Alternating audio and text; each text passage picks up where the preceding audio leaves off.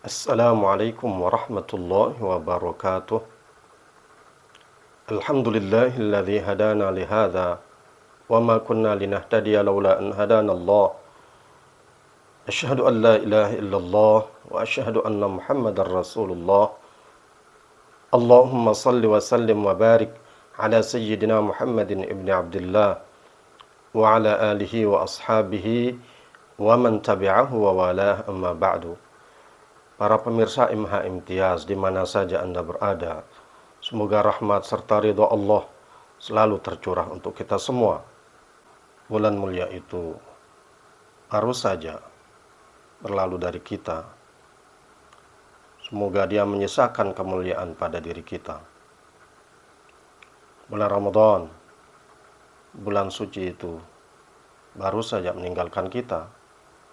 Semoga dia meninggalkan kesucian pada hati kita. Saya, Ahmad Mutamam Khalid, bersama keluarga dan juga atas nama Dewan Pengurus Harian Yayasan Pendidikan Al-Halimi, Sesela, Gunung Sari, Lombok Barat, Nusa Tenggara Barat, menyampaikan Aidun Sa'id, Aidun Mubarak. Taqabbalallahu minna wa minkum salihatil a'mal. Kullu amin wa antum bi khair. A'adahullahu alaina bil yumni wal khairi wal barakat.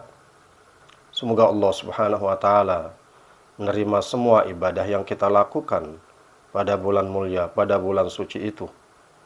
Semoga juga Allah Subhanahu wa taala mengampuni semua dosa dan kesalahan kita, dan semoga kesucian dan kemuliaan bulan Ramadan menjadi bagian untuk kita di dalam kita menjalani kehidupan di dunia yang fana ini.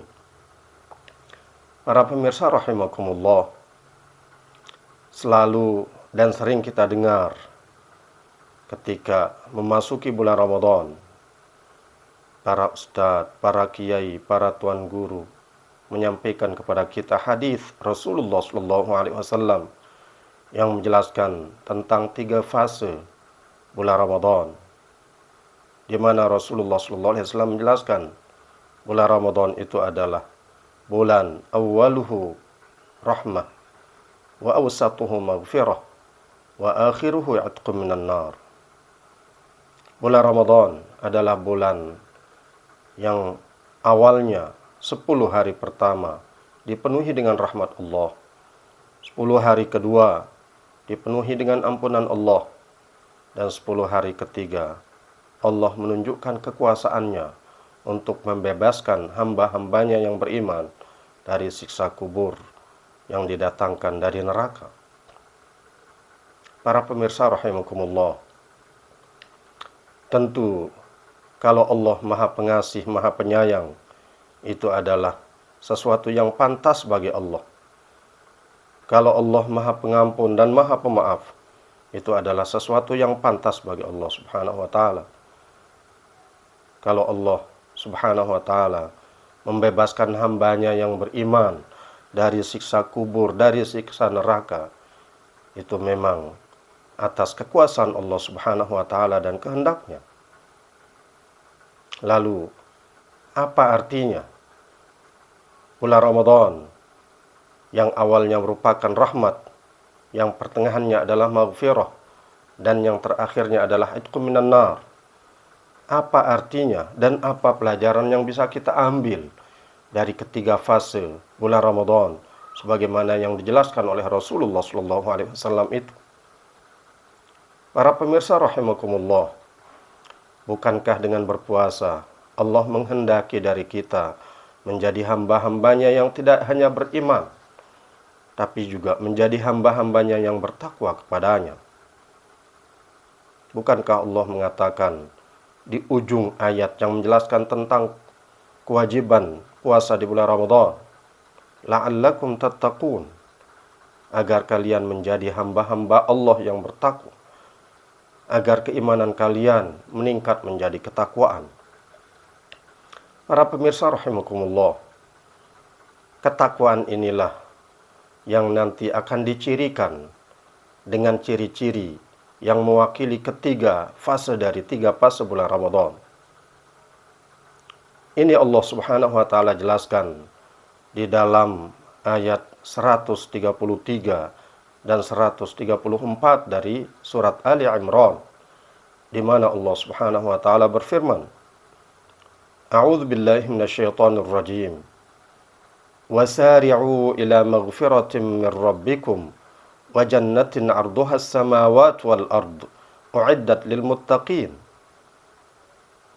Dan bersegeralah kalian menuju ampunan Tuhan kalian dan menuju surga yang luasnya seluas langit dan bumi yang dipersiapkan bagi orang-orang yang bertakwa.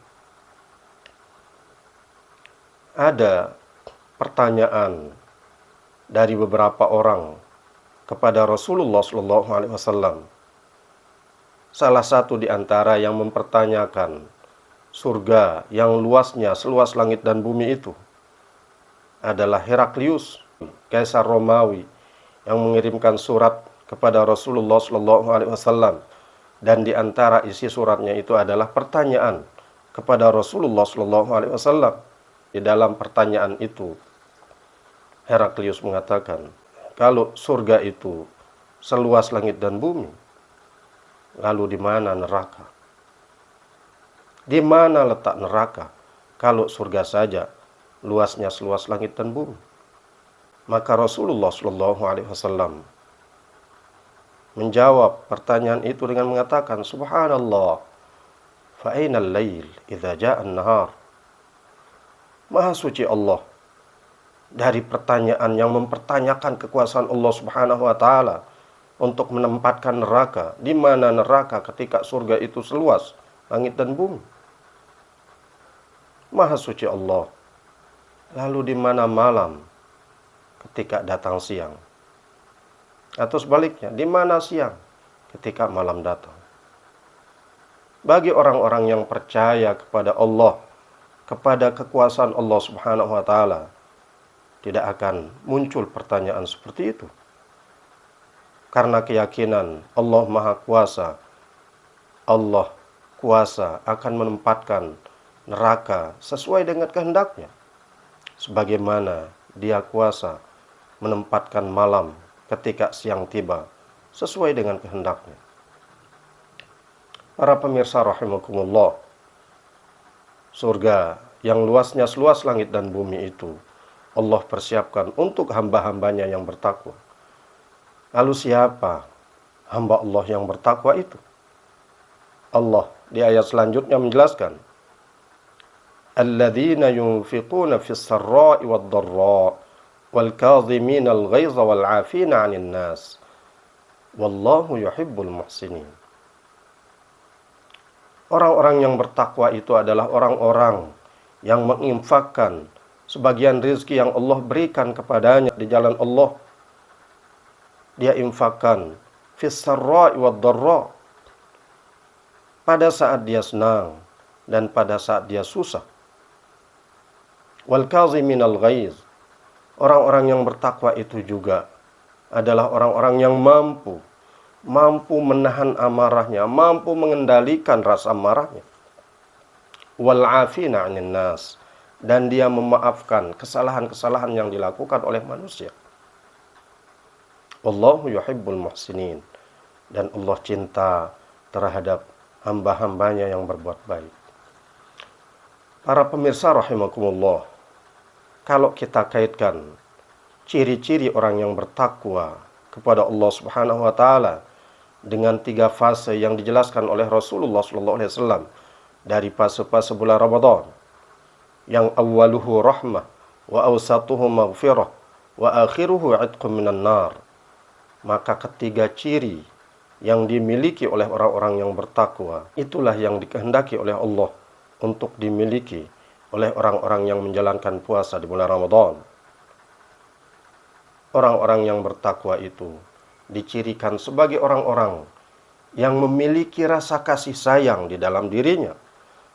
Rasa kasih sayang inilah yang kemudian mendorong dia untuk berinfak, membelanjakan, menggunakan semua yang Allah berikan kepada dirinya, diinfakkan untuk kepentingan orang banyak, untuk kepentingan orang-orang yang membutuhkan. dan dia tidak membedakan apakah dia dalam kondisi senang atau dalam kondisi susah, apakah dia dalam kondisi kaya atau dalam keadaan miskin.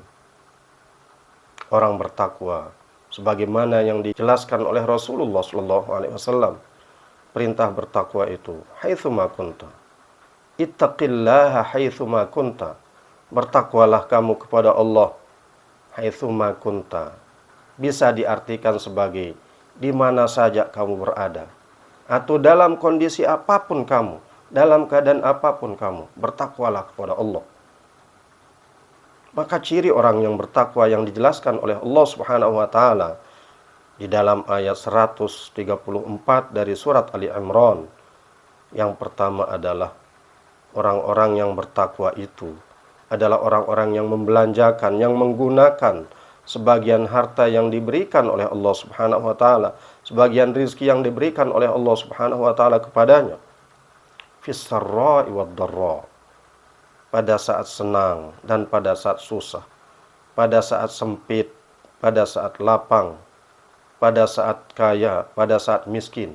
Tidak ada beda bagi hamba yang bertakwa kepada Allah Subhanahu wa taala. Semua kondisinya, ketika dia memiliki kemampuan, dia akan gunakan kemampuannya itu.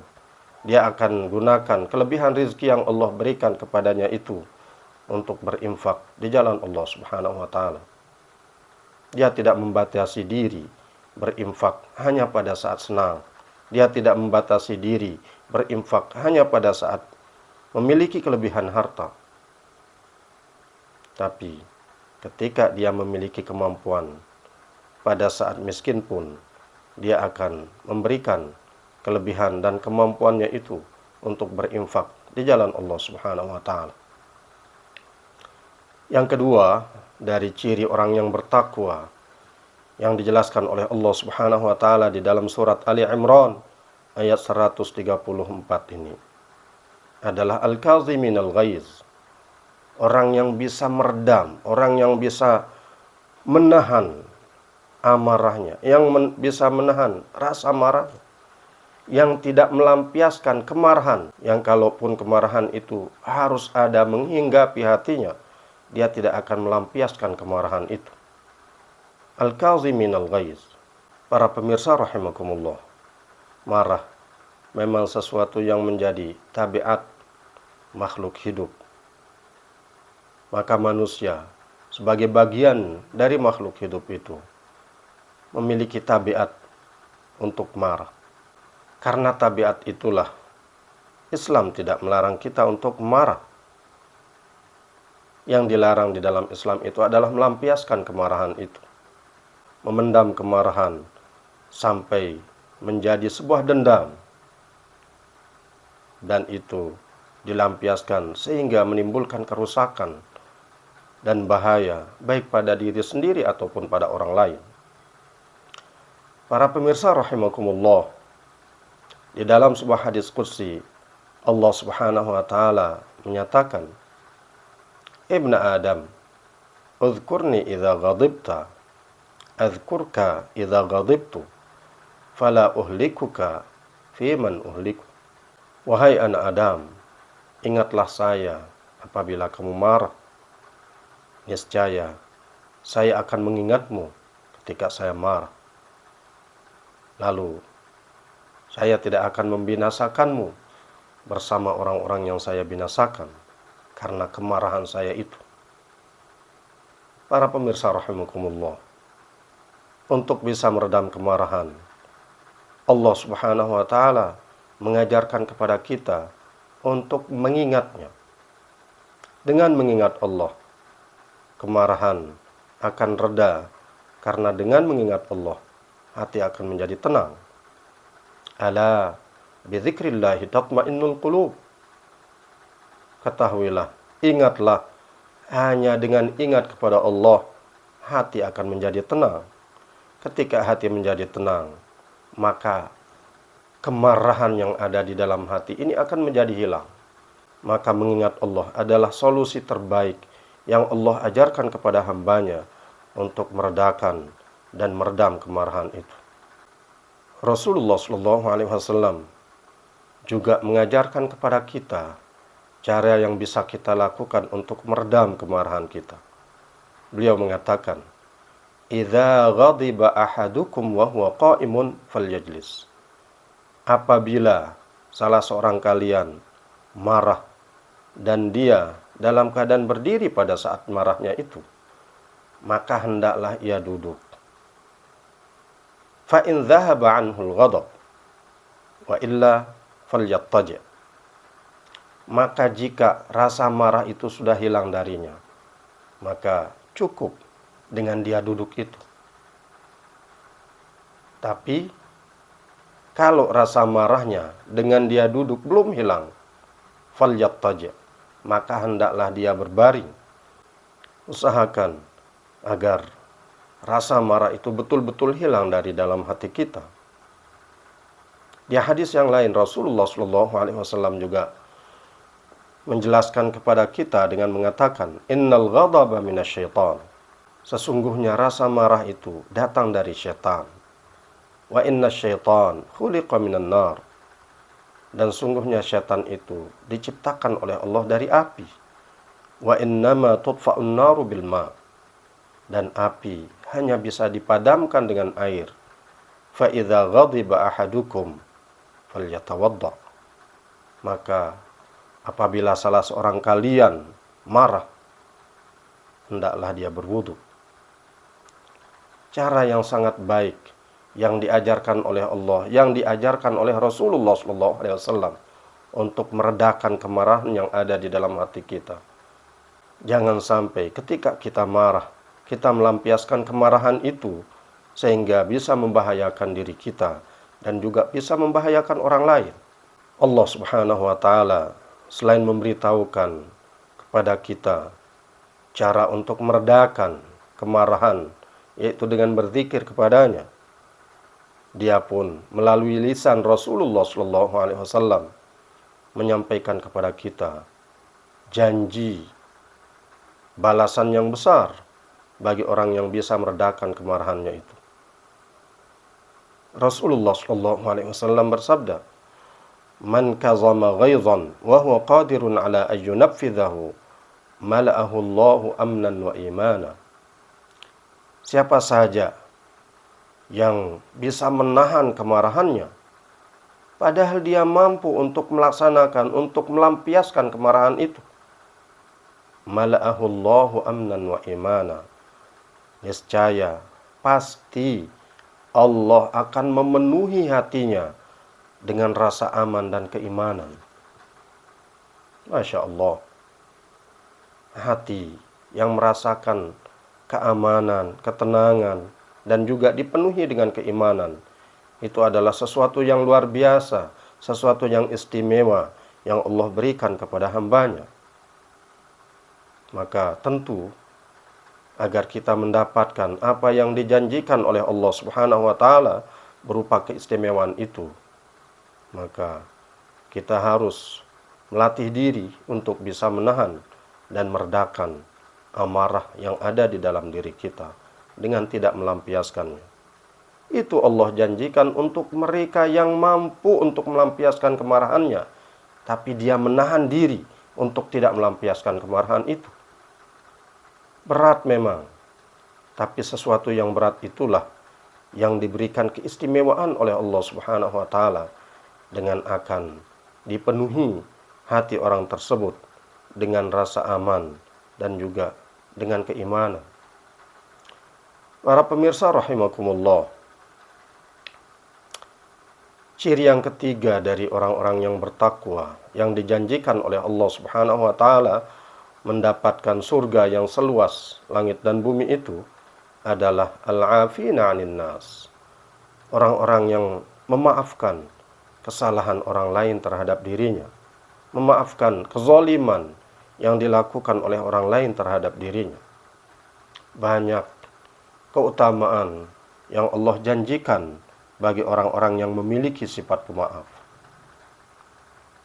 Di antaranya sebagaimana yang disabdakan oleh Rasulullah sallallahu alaihi wasallam, di mana beliau mengatakan, "Idza kana yaumul qiyamati nada munadin yaqul Ainal 'afuna 'anil nas? Halummu ila rabbikum wa khudhu ujurakum wa haqqun 'ala kulli imri'in muslimin idza 'afa ay yadkhulal jannah." Rasulullah Shallallahu alaihi wasallam menjelaskan, apabila telah terjadi hari kiamat, ada suara yang memanggil dengan mengatakan, "Ainal 'afuna 'anin nas? Ainal 'afuna 'anin nas?" Di mana orang yang memaafkan kesalahan saudaranya? Di mana orang-orang yang memaafkan kesalahan temannya? Di mana orang-orang yang memaafkan kesalahan tetangganya? Di mana orang-orang yang memiliki sifat pemaaf itu? Halummu ila rabbikum. Segeralah kalian datang kepada Tuhan kalian. Wa khudhu ujurakum. Dan ambillah pahala-pahala dan balasan dari pahala kalian itu. Wa haqqun 'ala kulli imri'in muslim idza 'afa ay yadkhulal jannah. Dan pasti merupakan kepastian atas setiap orang yang muslim apabila dia memaafkan kesalahan temannya, ay yadkhulal jannah, bahwa ia masuk ke dalam surga. Ini janji Allah melalui lisan Rasulnya Muhammad sallallahu alaihi wasallam, bahwa balasan yang Allah siapkan, balasan yang Allah sediakan untuk hamba-hambanya yang pemaaf itu adalah kepastian untuk dia memasukkan hambanya itu ke dalam surganya. Para pemirsa rahimakumullah, di riwayat yang lain, Rasulullah Shallallahu Alaihi Wasallam menjelaskan kepada para sahabat bahwa ketika Allah Subhanahu Wa Taala sudah menyelesaikan hisab untuk semua manusia, Allah memberikan kesempatan kepada setiap hambanya untuk menagih kezaliman-kezaliman yang sudah dilakukan oleh orang lain terhadap dirinya. Maka ada di antara hamba Allah itu yang kemudian melaporkan kepada Allah Subhanahu wa taala saudaranya yang telah menzalimi dia, yang sudah menyakiti hatinya. Ketika dia sudah melaporkan saudaranya itu, Allah Subhanahu wa taala menanyakan kepada dirinya, "Lalu apa yang kamu mau dari saudaramu yang menyakiti kamu itu? Dari saudaramu yang telah menzalimi kamu itu?" Maka orang itu pun mengatakan, "Ya Allah, berikan kepada saya kebaikan-kebaikannya, pahala-pahalanya." Maka pahala orang yang zalim itu pun dilimpahkan kepada orang yang ia zalim. Ketika semua kebaikan orang yang zalim itu habis dan tidak ada lagi yang bisa diberikan kepada orang yang dia zalimi, orang yang dizalimi itu pun menuntut supaya dosa-dosanya dilimpahkan kepada orang yang menzaliminya. Mendengar hal itu, Allah Subhanahu wa taala memerintahkan kepada orang yang merasa dizalimi itu untuk mendongakkan pandangannya dan melihat apa yang ada di atasnya. Dia pun mendongakkan pandangannya, dan setelah itu dia melihat ada istana yang terbuat dari emas, yang berlapiskan permata, mutiara, dan semua benda-benda berharga lainnya yang membuat dia kagum dan menyatakan, "Ya Allah, Rasulmu yang manakah yang berhak mendapatkan istana semewah ini? Hambamu yang mana yang bisa mendapatkan istana yang semegah ini?" Maka Allah mengatakan, yang bisa mendapatkan istana ini adalah orang yang memiliki harganya. Maka orang itu pun mengatakan, "Ya Allah, siapakah hambamu yang memiliki harta kekayaan yang dapat membeli istana semewah ini? Siapakah yang memiliki harga untuk istana ini, ya Allah?" Maka Allah mengatakan, "Hambaku yang memiliki harga untuk istana itu adalah mereka yang memaafkan kesalahan teman dan saudaranya.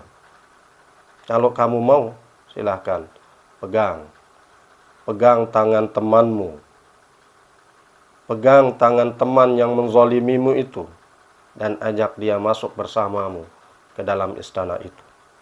Masya Allah. Kalau orang yang dengan terpaksa memaafkan kesalahan temannya, memaafkan kesalahan sahabatnya, memaafkan kesalahan saudaranya, setelah dia melihat apa yang Allah sediakan untuk dirinya, untuk orang-orang yang memaafkan kesalahan temannya, bagaimana lagi dengan orang-orang yang memaafkan kesalahan saudaranya, memaafkan kesalahan temannya dengan tulus dan ikhlas karena Allah Subhanahu wa taala, dan itu ia lakukan di dalam kehidupan dunia. Tentu akan lebih besar lagi, akan lebih istimewa lagi, akan lebih mewah lagi istana yang Allah sediakan untuk hamba-hambanya yang dengan penuh keikhlasan dan kerelaan memaafkan kesalahan teman, memaafkan kesalahan saudara, memaafkan kesalahan tetangganya yang berlaku zalim terhadap dirinya. Para pemirsa rahimakumullah, itulah yang diinginkan oleh Allah Subhanahu wa taala dari ibadah puasa Ramadan yang kita lakukan, membentuk pribadi kita menjadi pribadi-pribadi yang bertakwa, pribadi-pribadi yang memiliki sifat kasih sayang, yang memiliki sifat pemaaf, yang bisa mengendalikan amarah, berinfak pada saat senang dan susah. Itu adalah terjemahan fase pertama dari bulan Ramadan, yaitu fase rahmah. Memaafkan kesalahan orang lain, itu adalah terjemahan dari fase kedua dari bulan Ramadan, yaitu fase maghfirah. Dan meredam kemarahan, meredam keinginan untuk melampiaskan kemarahan itu adalah terjemahan dari fase ketiga bulan Ramadan, Itqum minan nar, membebaskan orang dari api kemarahan yang ada pada diri kita. Ketika kita sudah bisa menerjemahkan ketiga fase dari bulan Ramadan dengan kita memiliki ciri-ciri orang yang bertakwa yang Allah jelaskan di dalam ayat ke-133 dan 134 dari surat Ali Imran, itu artinya kita sudah berhasil di dalam mewujudkan tujuan dari puasa Ramadan yang Allah wajibkan untuk kita semua. Semoga kita bisa memelihara ketakwaan kita kepada Allah Subhanahu wa taala di luar bulan Ramadan, sehingga ketika kita ditakdirkan oleh Allah Subhanahu wa taala untuk bertemu kembali dengan bulan Ramadan pada tahun 1445 Hijriah, kita memasuki bulan Ramadan itu dengan hati yang dipenuhi dengan ketakwaan dan menyambut ketakwaan yang lebih tinggi lagi dengan kita melaksanakan puasa pada tahun yang akan datang itu. Semoga Allah Subhanahu wa taala mewujudkan harapan kita untuk bisa dipertemukan kembali dengan Ramadan tahun depan, agar ketakwaan yang sudah kita raih dengan menjalankan puasa di Ramadan tahun ini bisa meningkat lebih tinggi lagi ketakwaan kita kepada Allah Subhanahu wa taala dengan melaksanakan puasa pada Ramadan di tahun yang akan datang. Semoga Allah Subhanahu wa taala selalu melimpahkan taufik dan hidayahnya untuk kita semua. Wassalamualaikum warahmatullahi wabarakatuh.